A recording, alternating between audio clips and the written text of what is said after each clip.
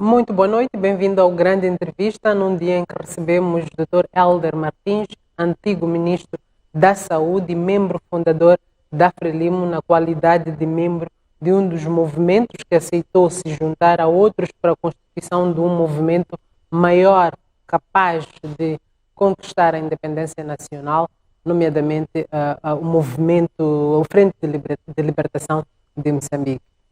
Muito bem-vindo ao programa, Dr. Hélder Martins. E os meus cumprimentos aos telespectadores da STV. Dr. Hélder Martins, convidámo-lo para o Grande Entrevista num contexto em que o país viveu momentos tristes neste mês de fevereiro, com a morte de dois grandes construtores da história do nosso país. Falo do grande emboldeiro do nacionalismo africano, Marcelino dos Santos, e também de Mário Machungo, que foi um dos pilares da construção do país, numa época em que os saberes que ele tinha na altura, enquanto economista formado, eram relevantes para traçar o rumo do desenvolvimento do nosso país.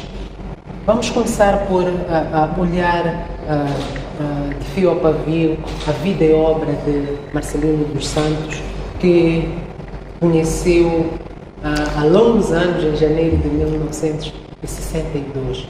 Na altura em que conheceu Marcelino dos Santos, qual era a visão dele em relação à opressão colonial? Eu, em 1962, conheci-o fisicamente, mas a reputação de Marcelino dos Santos já era muito mais antiga. Basta dizer o seguinte: eu cheguei a Portugal para estudar em 1953 e nessa altura Marcelino dos Santos já não estava em Portugal, já estava em França.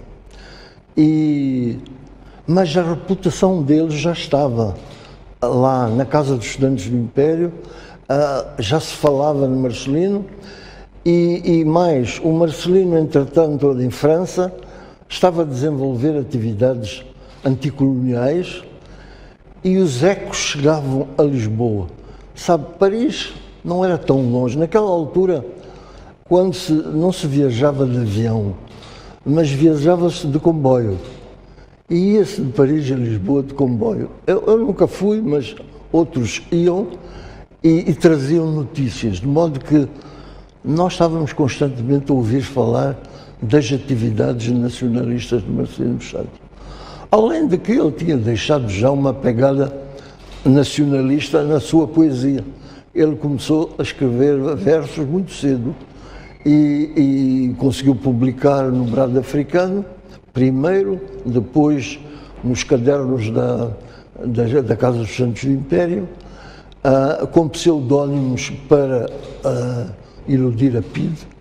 Os pseudónimos já são conhecidos: Lilino da Micaia, mais tarde Calungano.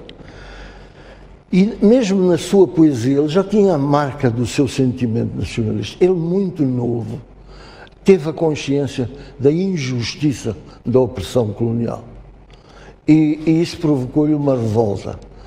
Então ele em Portugal não se adaptou bem ao ambiente, nos estudos. Ele teve um professor que o perseguia por razões racistas e ele teve a grande compreensão da família dele para ir para Paris. Uma coisa que o emocionava muito sempre que ele falava disso, a reação que o pai teve quando ele pediu para ir para a França. O pai mandou-lhe um telegrama com uma só palavra: sim. E ele, cada vez que contava isso, está documentado pela televisão, cada vez que ele contava isso, ele emocionava-se muito. E em França ele desenvolveu uma série de atividades junto... Mas olhando para a presença de Marcelino dos Santos em Portugal, quando chegou à Casa dos Estudantes de Império, soube que Eduardo Mondlane tinha estado lá e que Marcelino dos Santos também, no princípio da década de 50, também deixou e rumou para a França, mas encontrou lá Fernando Vaz. Nessa altura teve a oportunidade de perceber quais foram as razões que fizeram com que Marcelino dos Santos deixasse Portugal, tal como havia dito. Sim, a perseguição da PIDE, do professor. Havia lá, bom, Fernando Vaz, que era um moçambicano que estava lá há mais tempo, mas eu ainda me encontrei com Amílcar Cabral, antes de Amílcar Cabral também ir para o exílio. Amílcar Cabral só foi para o exílio bastante mais tarde, lá por volta de 1958, 59. Então, bom, e havia outras pessoas como Hugo Zancon Menezes de São Tomé, mas que depois militou no MPLA de Angola. Havia outras pessoas que a questão que lhe queria colocar falavam muito de Marcelino. A questão que lhe queria colocar é a seguinte: atendendo a este ambiente de perseguição que Marcelino vivia enquanto esteve em Portugal, houve um episódio concreto que precipitou a decisão de sair para Paris? Eu penso que sim. O que me foi contado, e depois até confirmado pelo próprio Marcelino, é que houve um incidente com um professor do Instituto Superior Técnico, que obviamente esse professor estava-lhe a perseguir por razões racistas. E então no quadro dessa perseguição, houve um incidente qualquer em que ele discutiu com o professor e percebeu que seria praticamente impossível continuar os estudos, porque aquele professor ia-lhe fazer a vida negra e lhe tornar a situação insuportável. E é nessa altura que ele pede ao pai para ir para a França e o pai concorda. Portanto, essa, digamos, foi a gota d'água que fez transbordar o vaso, mas havia tudo isto. E, por outro lado, havia também uma situação, ele estava a sentir que a PIDE estava a fechar o cerco, e, portanto, ele também estava em risco de ser preso. Portanto, são todas estas coisas Enquanto esteve em Portugal, para além de Fernando Vaz, que outros moçambicanos passaram por lá e que tiveram a oportunidade de ter o Marcelino dos Santos como uma inspiração neste desejo de conquista pela independência? Os moçambicanos que vieram, quase todos vieram depois de mim, não é?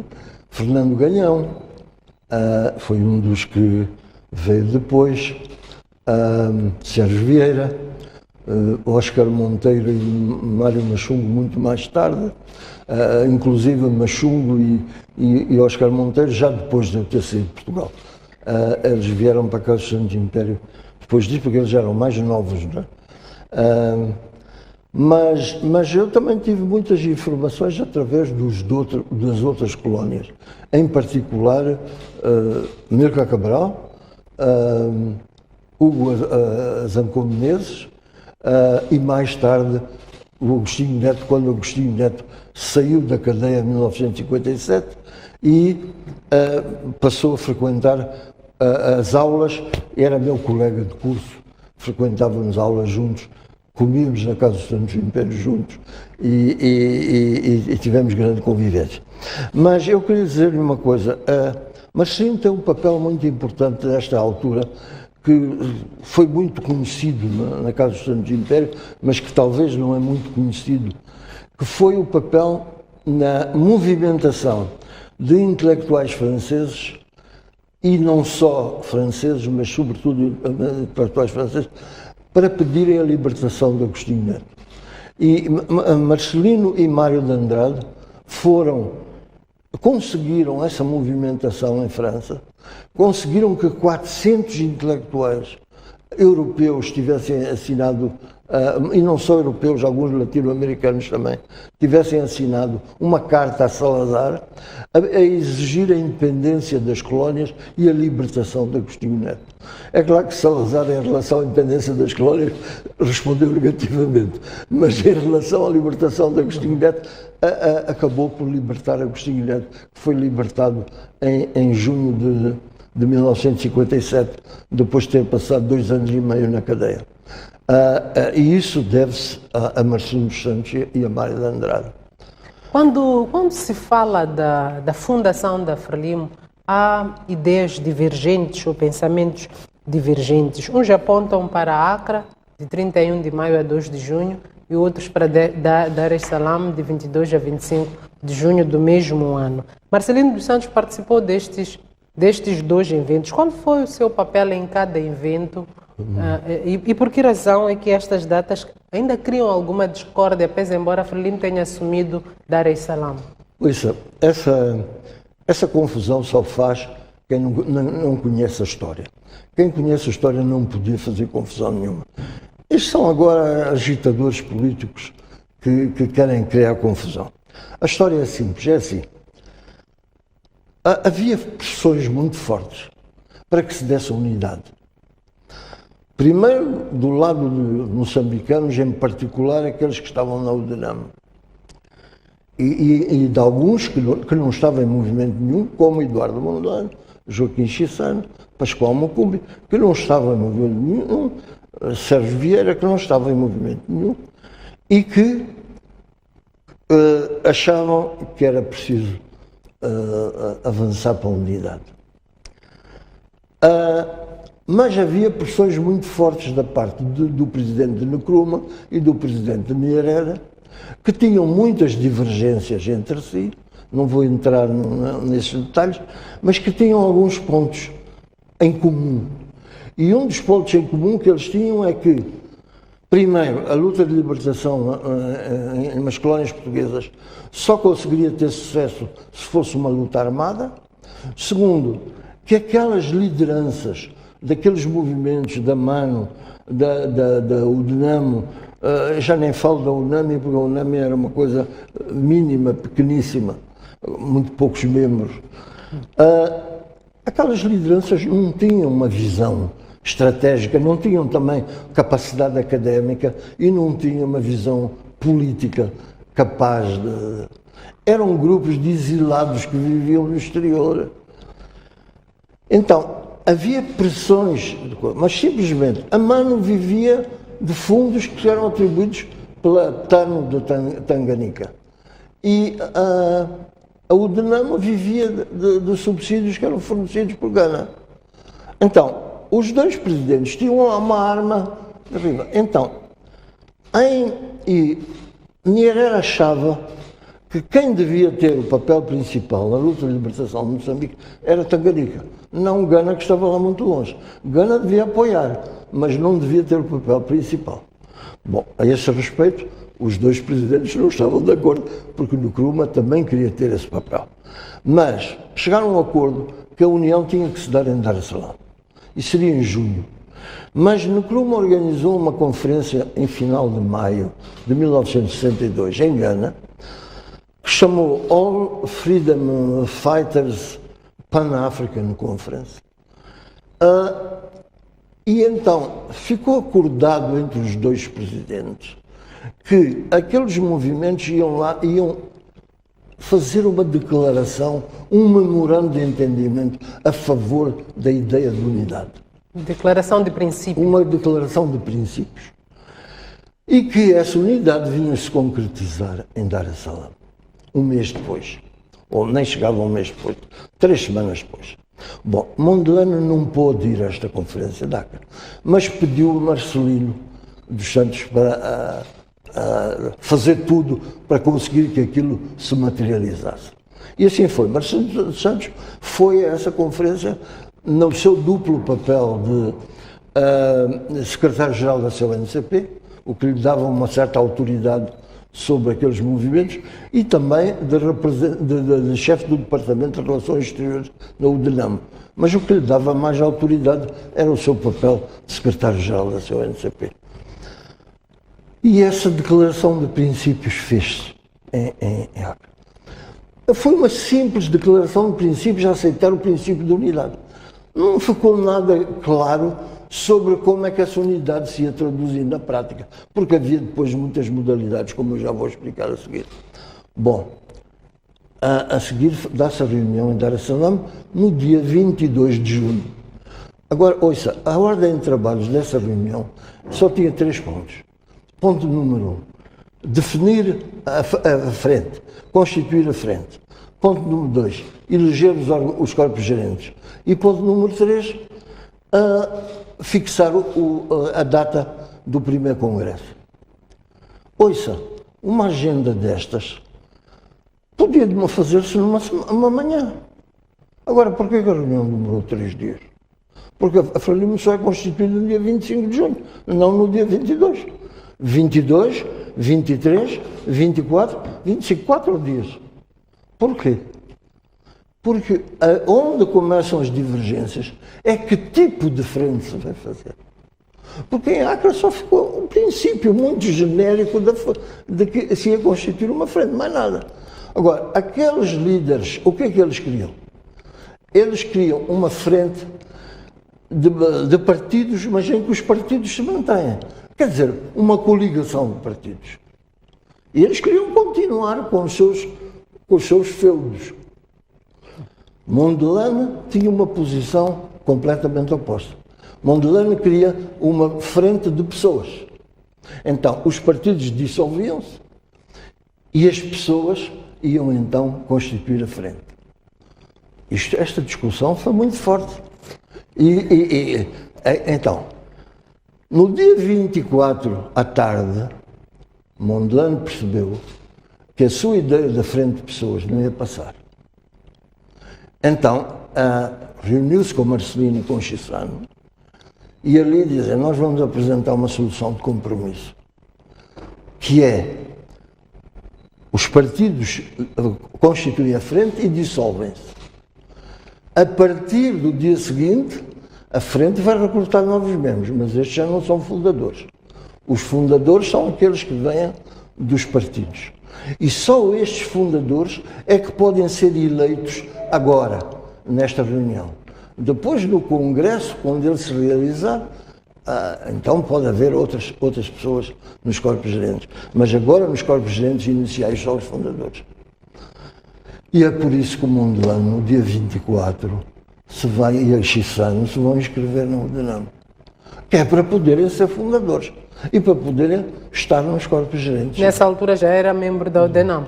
Eu já era membro da ODENAM. Dr. Helder Martins, insisto nesta questão de compreensão do papel de Marcelino dos Santos, porque é unânime a afirmação de que Eduardo Mondlane é um arquiteto da unidade nacional e, para si, Marcelino dos Santos é o adjunto de Eduardo Mondlane nesse projeto. Um grande adjunto. É por essa razão que gostava mesmo de compreender o papel que ele teve neste processo de unificação dos movimentos. Ouça, Mondelane era um homem muito inteligente e, de facto, Mondelane percebia que com aquelas lideranças e com aqueles movimentos não íamos longe.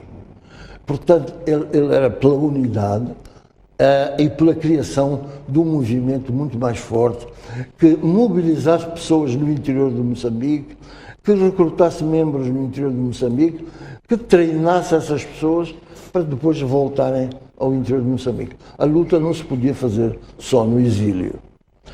Agora, Mondelane percebeu muito bem que o Marcelino era um indivíduo com uma reputação internacional. Marcelino tinha ido a muitas conferências de juventude em vários países, em geral países socialistas, mas também em Helsínquia, em Moscou, em Praga, na Roménia, em Bucareste. Ele esteve em várias dessas reuniões e ele tinha um prestígio extraordinário nos países da Europa de Leste, na China, até na China, no Vietnã. E ele era muito reconhecido também dos nacionalistas das colónias francesas, com que ele tinha sido colaborado em França. As colónias francesas só foram independentes em 1960. Ele, antes disso, já estava lá em França, desde 51, e conheceu esses livros todos. Portanto, Marcelino tinha uma reputação enorme em África e no mundo. Então, Mondelane percebeu que Marcelino era importante. E Marcelino sempre soube ser esse homem número 2. Marcelino não tinha ambição do poder. Marcelino era um homem que aceitava participar e se havia um líder que era Mondelane, ele colaborava com o líder. E Mondelane também percebeu que um indivíduo como Marcelino tinha que ser um aliado e que, embora eles estivessem uma história diferente, porque Mondlane estudou na África do Sul, Marcelino estudou cá, depois em Portugal Mondlane teve uma passagem muito curta, foi para os Estados Unidos, Marcelino teve uma passagem um pouco mais longa em Portugal, depois foi para a França. Portanto, a trajetória académica e política deles era bem diferente, mas Mondlane compreendeu que Marcelino era o aliado ideal e Marcelino também aceitou que Mondlane era o líder com que ele devia apoiar. Portanto, a unidade entre os dois homens foi sempre, ao longo do tempo, até a morte de Mondlane, os dois homens foram sempre muito amigos e uma grande colaboração entre eles. Há um episódio sobre a fundação da Frelimo que importa clarificar a uma geração que me antecede, ou até mesmo a minha própria geração, que apesar de ler e ouvir, é importante também ouvir o testemunho de quem viveu e participou. O nome Frelimo foi sugestão de Eduardo Mondlane, Adelino Gwambi ou Fanuel Gideon Mathusa? Olha, eu sempre ouvi. Eu não estava em Acre. Vamos lá dizer o seguinte, há uma coisa que é certa. O nome Frelimo foi definido em Acre, porque em Acre, quando assinaram o memorando, não ficou escrito, mas quando assinaram o memorando, disseram, essa frente como é que se vai chamar? Agora, a versão que eu sempre ouvi é que foi o Adelino Gwambi que eu disse Frente de Libertação de Moçambique. Que ouviu de quem? Ouvi do Marcelino, do Jaime Rivas Chigaúque, de outras pessoas, do Lopes Tembe, etc. E que teria dito o Gwambi e que toda a gente tinha concordado.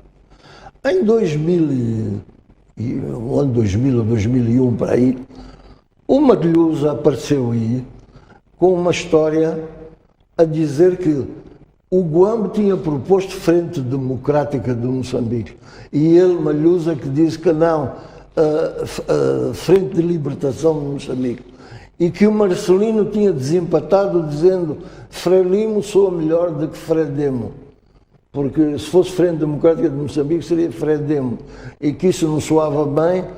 Bom, eu esta versão de Mathusa nunca eu tinha ouvido antes, ouvi em 2000 e tal.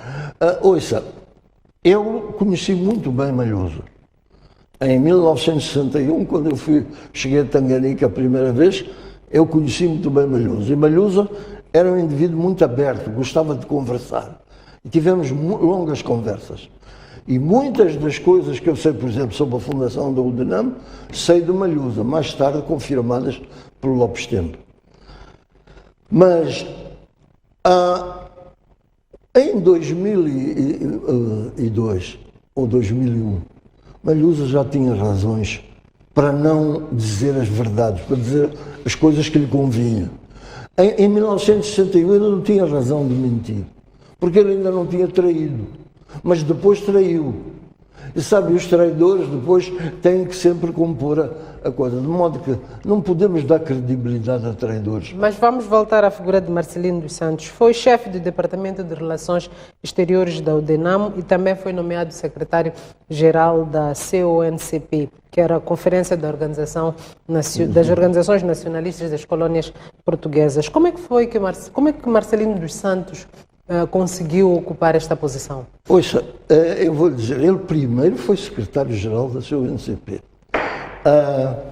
porque entre as conversas que tinha havido desde os tempos de França, mais tarde depois já em Marrocos, entre Marcelino dos Santos, Mário de Andrade, Amílcar Cabral, tinha ficado claro que era necessário fazer uma frente comum ao colonialismo português. Que não valia a pena cada país, cada colónia estar a tentar lutar isoladamente.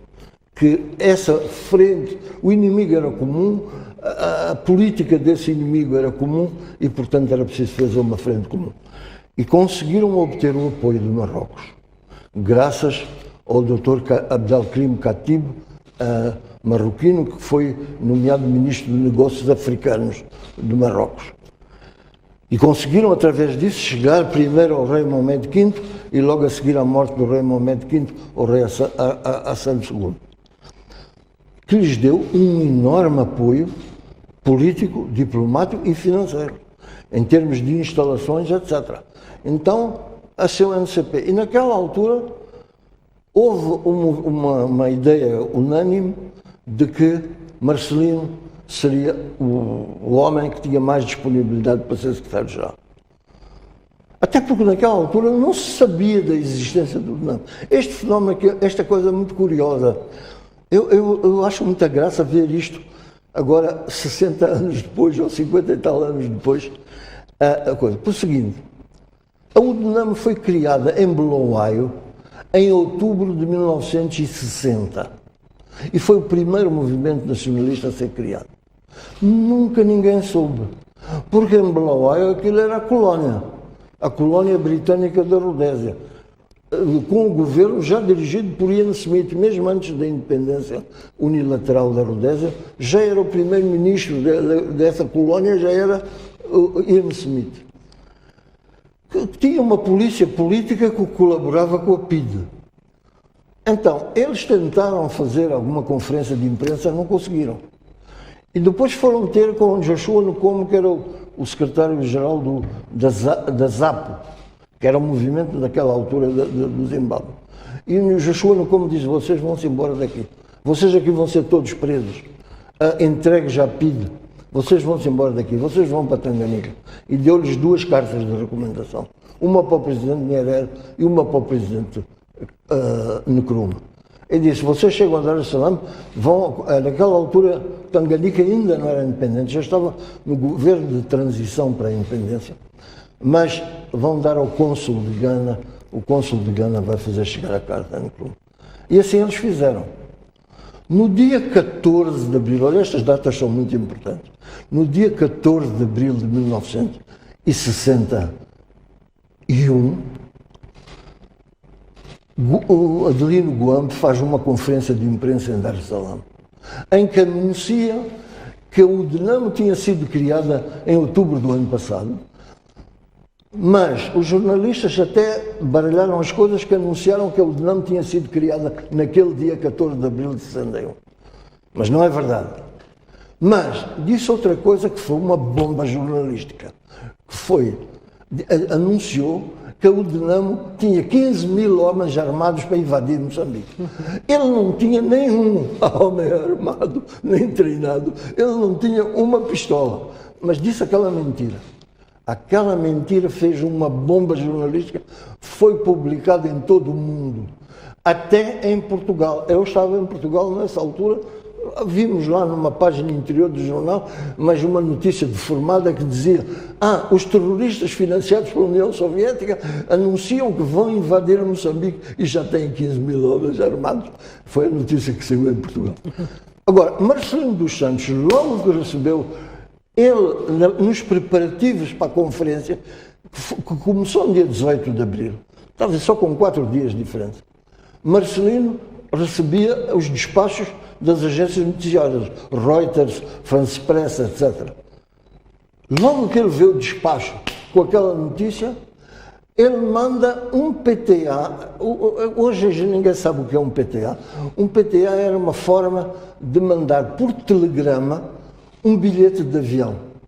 Eu quero pagar um bilhete de avião a alguém que está noutro sítio, eu mando aquilo, chamava-se um PTA. Para o Guambe chegar à Casa Blanca, porque a CUNCP instalou-se em Rabat, mas a conferência foi em Casa Blanca. E em 4 dias o Guambe chegou lá a tempo. E, portanto, na Constituição da CUNCP, a UDNAM já faz parte, representada por Guambe. É aí que o Guambe decide convidar o Marcelino para ser representante das relações exteriores. Mas e como é que se explica que o Guambe tenha tido esta confiança com Marcelino dos Santos, se ele já era descrito como racista e de alguma forma parece que hostilizava o Marcelino dos Santos? Ele era profundamente racista, ficou irritadíssimo, deu-se ter sido admitido na UDNAM e levantou toda uma polémica sobre isso. Mas Marcelino, mas ele naquela altura percebeu que ele precisava de Marcelino, Aquele movimento era muito frágil, não tinha coisa. A única maneira de ser conhecido no mundo foi através de uma grandiosa mentira mal engendrada. Coisa. Portanto, então ofereceu-lhe isso e convidou-o a vir a Dar es Salaam, mas não a ficar lá. Marcelino veio a Dar es Salaam, os outros camaradas da UDENAM conheceram-no nessa altura, gostaram muito de Marcelino. Aliás, o próprio Malhusa, mesmo em 2001, ainda fez declarações muito favoráveis a Marcelino, mas em 1961 ele estava entusiasmado pelo papel de Marcelino, e Marcelino perguntou-lhes se eles tinham estatutos. Não tinham, nenhum daqueles movimentos tinha estatuto. Então Marcelino disse: eu posso fazer os vossos estatutos. Fez os estatutos da UDENAM. Eu, quando vi aqueles estatutos da UDENAM tão bem feitos, perguntei a Malhusa: olha lá, quem é que fez isto? Porque eu percebi que aqueles não eram capazes de fazer. E ele disse-me: foi Marcelino. Bom, depois eu confirmei com o próprio Marcelino, mas o Malhusa, em 2001, também não negou isso. Portanto, a razão por que o Guambe escolheu o Marcelino é porque precisava dele. Porque o Marcelino tinha uma projeção internacional que era invejável, quer dizer, não havia ninguém. Também Mondlane precisava dessa projeção internacional. Quer dizer, era um facto já. Marcelino tinha uma reputação internacional fantástica, de grande nacionalista, homem coerente, dedicado à causa popular, que ele manteve até o fim da sua vida. Dr. Hélder Martins, vamos observar agora um breve intervalo, caro telespectador. Não saia daí que nós voltamos dentro de instantes.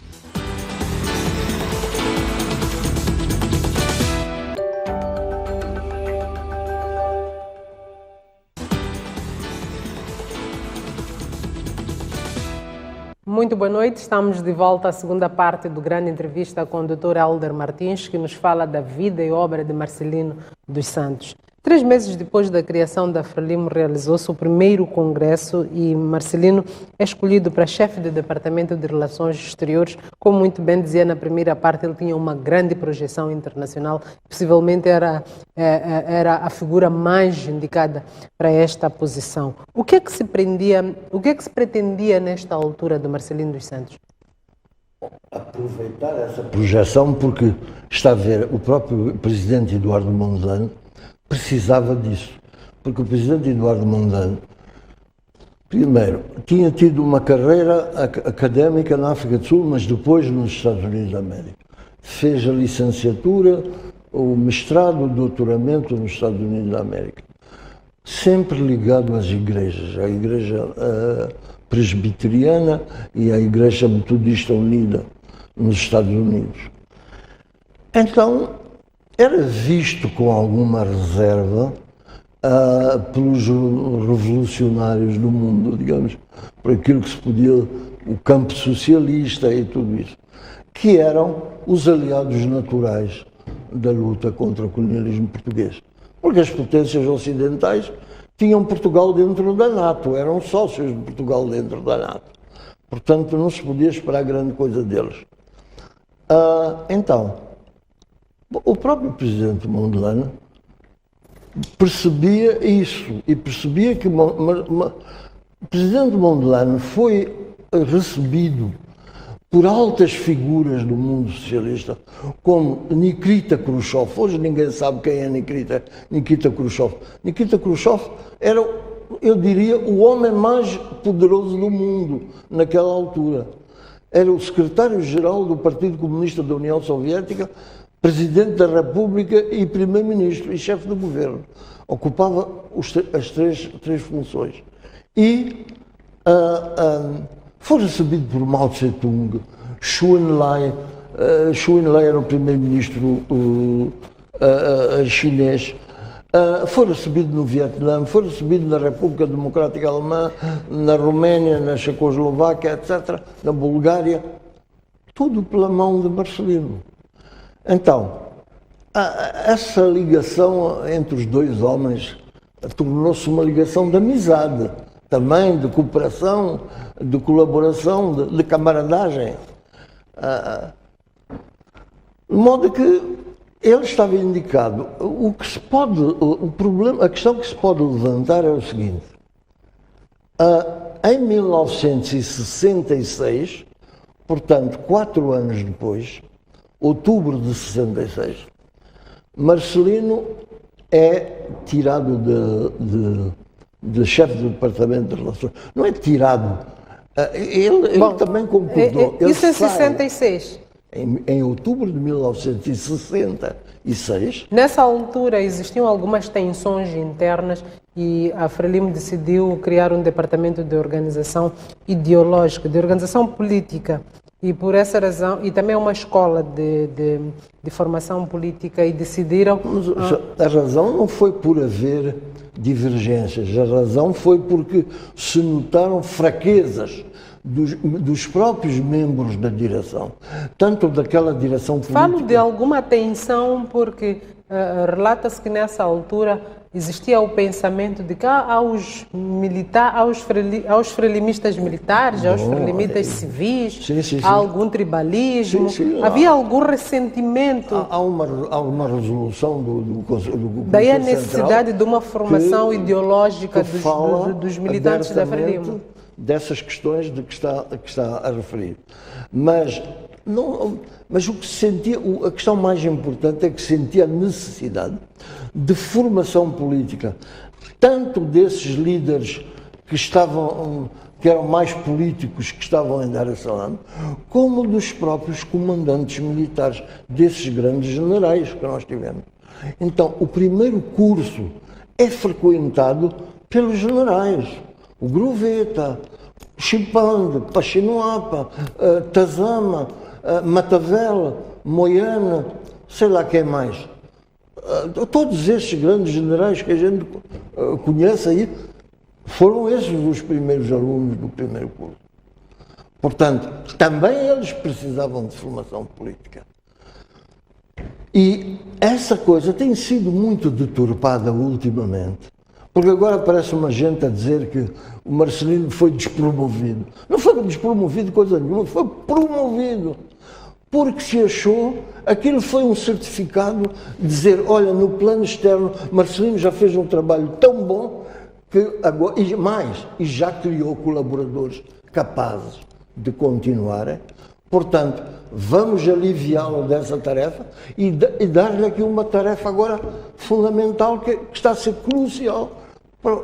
Portanto, ele foi promovido, não foi despromovido, coisa nenhuma. E para além de ter feito esta formação político-ideológica, em algum momento experimentou um combate? Marcelino, Marcelino depois também fez treino militar na Xingueia e fez missões no interior de Moçambique, mas não foi um combatente de arma em punho, não é?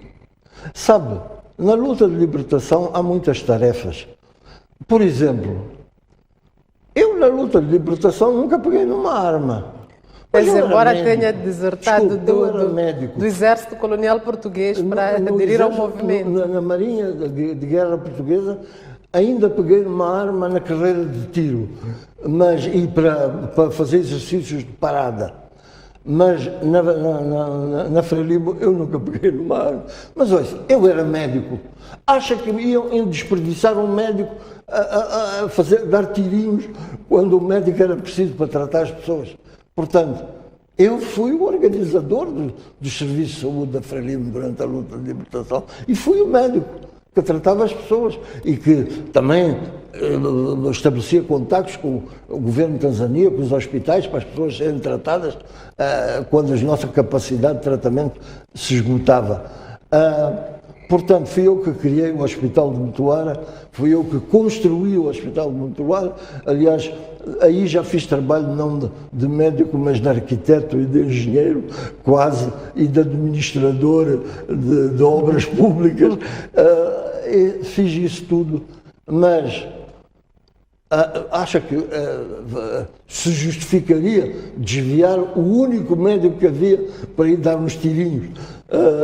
Não, voltando ao Marcelino. Outra frente que muitas vezes se ignora é a frente da informação. Naquela altura, a informação era fundamental. Não é só hoje que a informação é fundamental. Naquela altura, a informação era ainda mais importante. Porque o fascismo e o colonialismo tinham uma máquina de desinformação a nível internacional. Era preciso combater esta máquina de desinformação. Então, essa também é outra fonte. E houve gente que esteve na frente de informação que também não deu tiros. Mas não quer dizer que não são combatentes. São grandes combatentes, mas que tiveram tarefas muito específicas. Porque a frente da informação era preciso ter capacidade para estar nessa frente, não era qualquer um. Dr. Hélder Martins, Marcelino dos Santos defendia o fim da exploração do homem pelo homem. E no pós-independência, a Frelimo é acusada de usar os mesmos métodos opressivos do colono e de impingir ao povo a sua vontade. Como é que Hélder Martins interpreta as decisões socialistas considerando os ideais da luta pela libertação?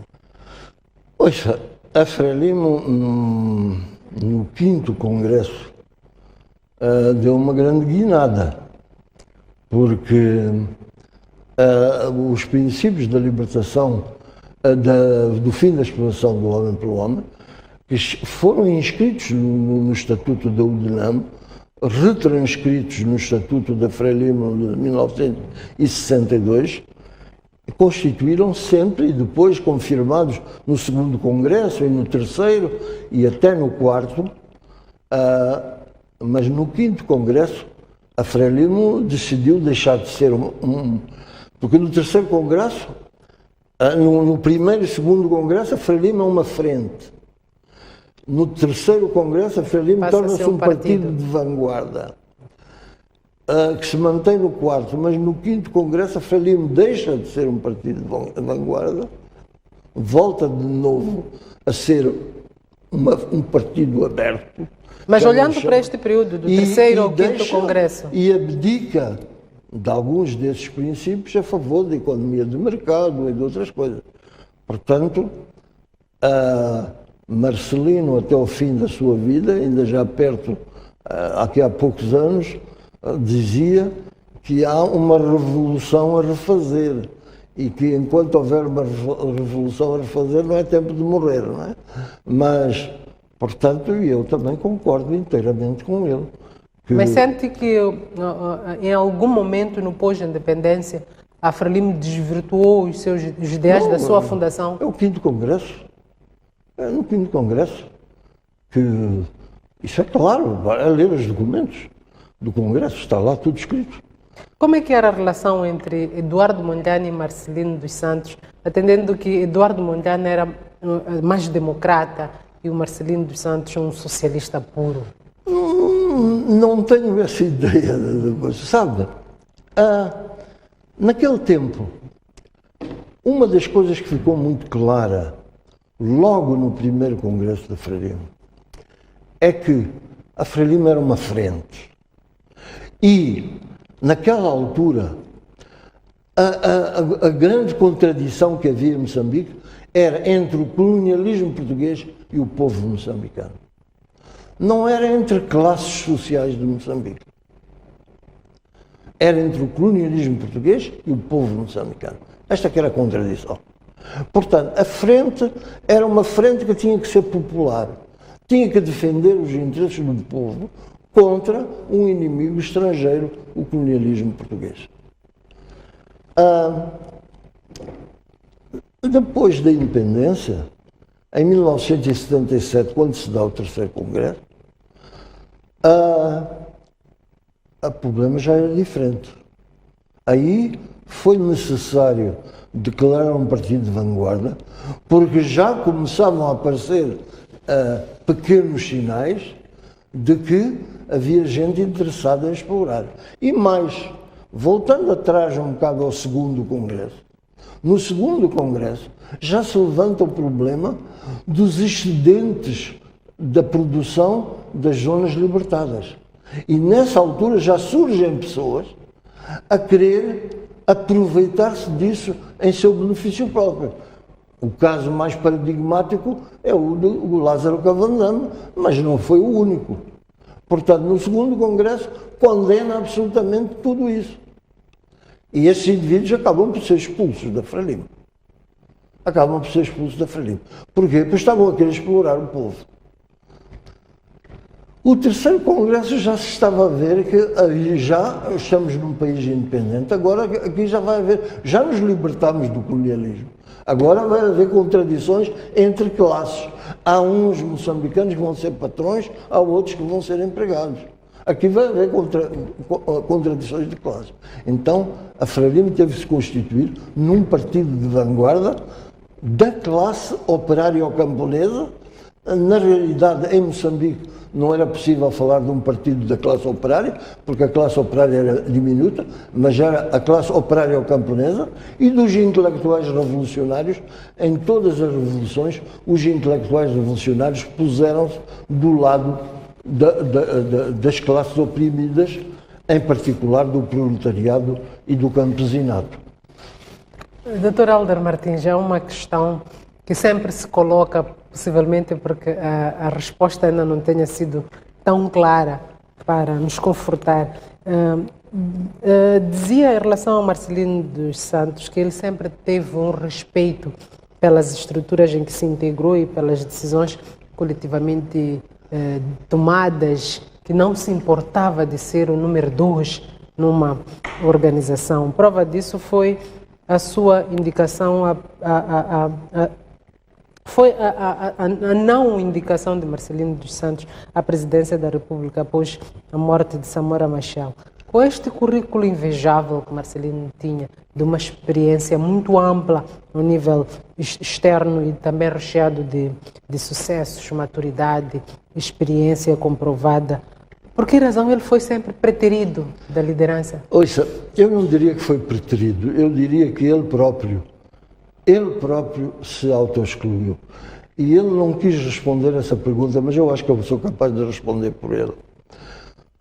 Em relação a Mondlane já expliquei. Agora, quando se dá a morte de Mondlane, Amílcar Cabral, Agostinho Neto, Mário de Andrade, os grandes companheiros dele do PSGC, do MPLA, ficaram muito zangados porque o Marcelino não quis assumir a liderança. Para eles achavam que o Simango não podia ser, não eram só eles, dentro da Frelimo também ninguém queria o Simango.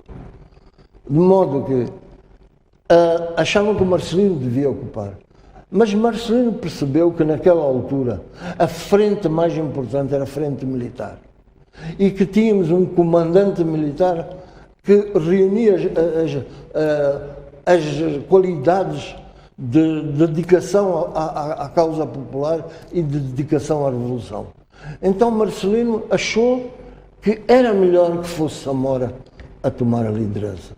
Então ainda houve aquela fórmula do triunvirato, mas depois, já como uma fase de transição, para que Samora tomasse a liderança.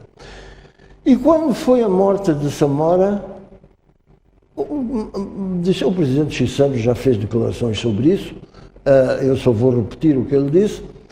Disseram-lhe para ficar em casa, a comissão política ia reunir. Quem propôs na comissão política que o presidente fosse o presidente Chissano foi Marcelino dos Santos. Foi ele que propôs. Mais uma vez ele achou que seria melhor, porque naquela altura estavam-se a levantar algumas tensões raciais. Eu devo dizer que talvez Marcelino tinha um pequenino complexo, tinha um complexo de mulato. Eu acho que isso lhe prejudicou um bocadinho. Mas, por exemplo, Amílcar Cabral e Agostinho dela diziam: tu tens que acabar com esse complexo. Bom, mas pronto. Mas ele foi sempre o homem que sabe ser o número 2. Essa é uma qualidade muito grande. Essa é uma qualidade muito grande. Porque a maior parte dos números 2 em toda a parte do mundo aspiram a ser número 1, entram em complôs, em coisas como o caso do Urias Simango. O que andou sempre a fazer foi esse tipo de complô baixo, com intriga tribalista e outras coisas pelo meio. O mês de fevereiro foi também marcado pela morte de um grande homem na história de Moçambique, Dr. Mário Machungo.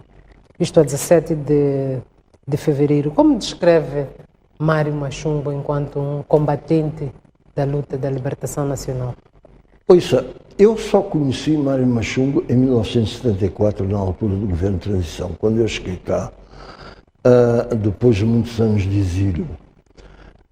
Machungo esteve na Casa dos Santos do Império, mas ele começou a participar na Casa dos Santos do Império na altura em que eu parti. Portanto, não chegámos a conviver lá na mesma ocasião.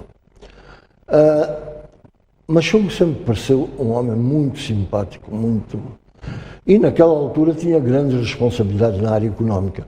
Ouça, eu não tenho competência para fazer um julgamento. Machungo, agora eu ouço dizer que Machungo era um grande economista, etc. Eu não posso dizer que era nem que não era, porque eu não tenho competência para fazer julgamentos de economistas, saber quais são os bons e os maus. Mas a verdade é que ele teve essas responsabilidades logo no governo de transição, de coordenação económica. E depois fomos colegas do governo, e então devo dizer que a nossa amizade se solidificou. Machungo era de facto dedicado à causa popular, era um dirigente muito dedicado à causa popular. As suas intervenções no Conselho de Ministros eram sempre intervenções ponderadas, e eu acho que as minhas também, portanto, houve um respeito mútuo e uma amizade que se desenvolve ao volta E quais foram os momentos mais marcantes dessa época, atendendo que era um período conturbado de construção do país? Era o primeiro governo e ambos com pastas importantes. Eu penso que entre nós havia uma grande unidade de pensamento. No Conselho de Ministros houve debates muito abertos, mas nunca houve, digamos, um grupo contra o outro, nada disso. As pessoas exprimiam as suas opiniões e depois chegava-se a um consenso. Nós sempre chegámos a consenso. De modo que, eu diria que talvez um episódio mais coisa é, quando eu deixei de ser Ministro da Saúde, eu fui trabalhar na Comissão do Plano. E nessa altura, Machungo é nomeado Ministro do Plano. E naquela altura, o Plano não era um Ministério, era a Comissão Nacional do Plano. Havia o conceito de comissões nacionais que eram transversais, mas que podiam ser dirigidas por um ministro ou por um dirigente de outro nível. A Comissão Nacional do Plano era dirigida por um ministro, o Machungo. Eu fui colocado na Comissão do Plano como assessor de Mário Machungo, de modo que aí tive um relacionamento muito íntimo com ele. E então, todas aquelas boas relações que nós tínhamos antes vieram-se a consolidar daí.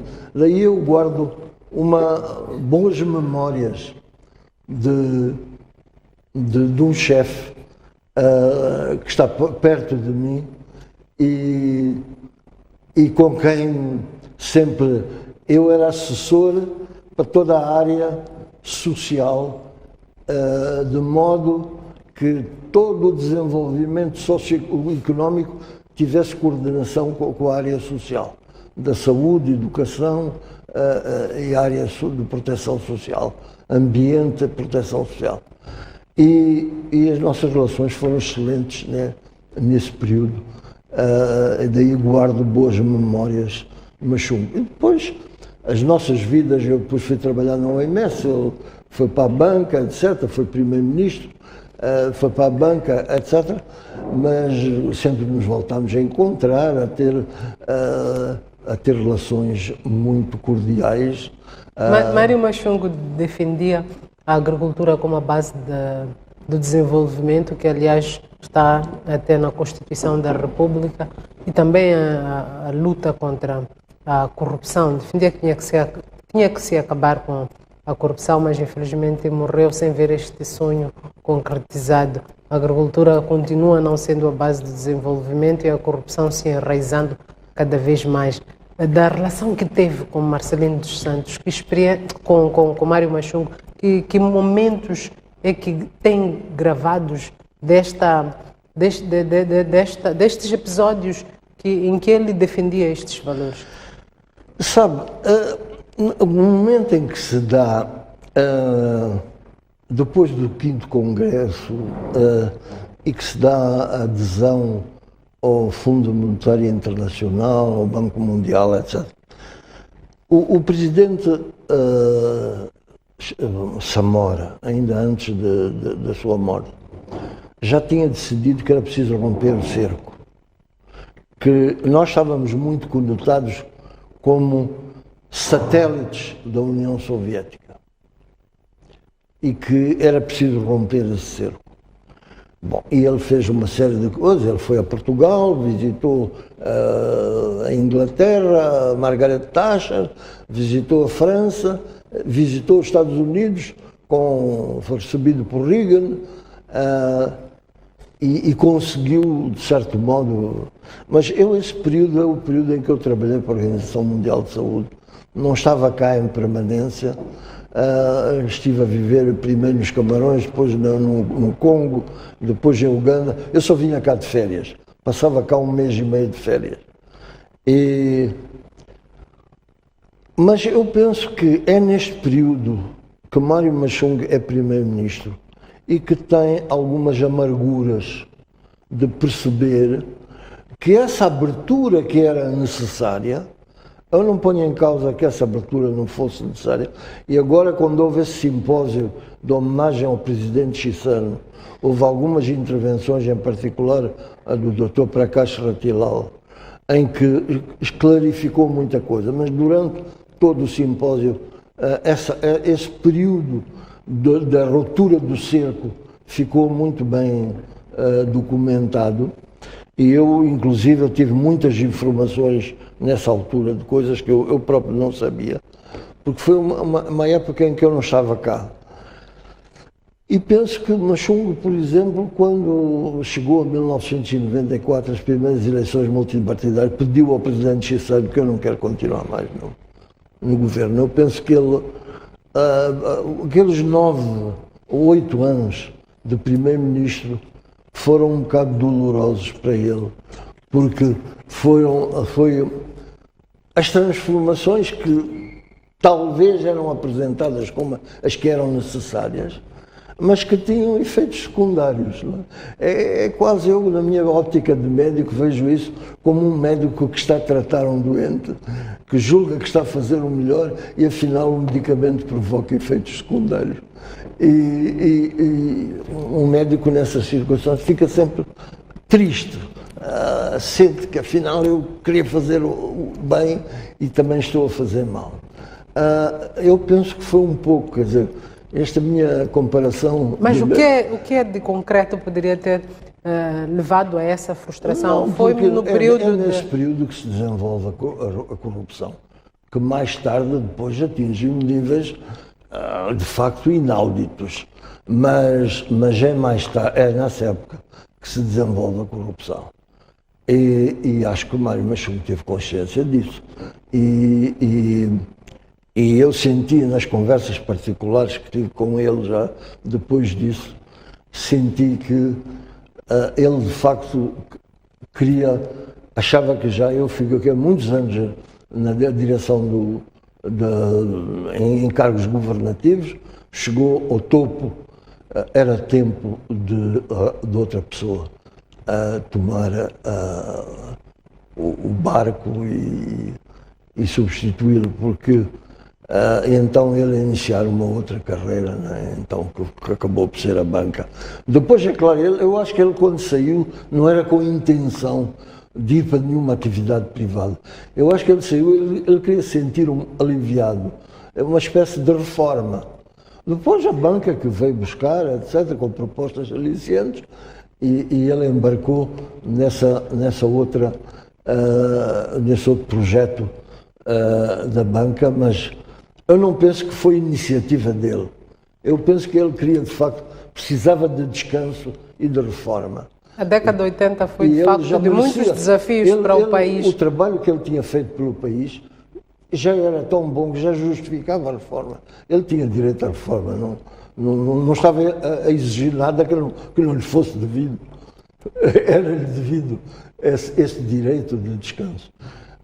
Bom, depois a banca que veio aliciá-lo e coisa. Mas essa imagem que eu guardo de Para si, qual foi a grande afável, obra de Mário Machunga? Homem reto, amigo de seu amigo, um homem compenetrado com a causa popular.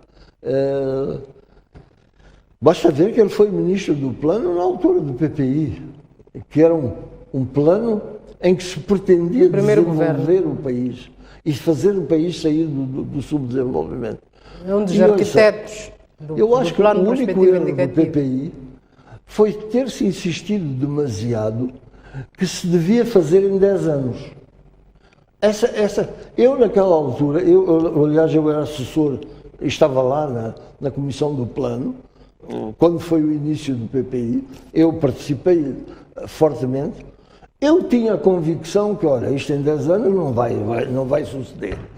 Para mim era claro, isto é uma utopia. Mas que aquele era o caminho, a mim não restava dúvidas. E o que eu estou a ver hoje é que há uma série de projetos. Hoje estão a ser realizados pelo sector privado.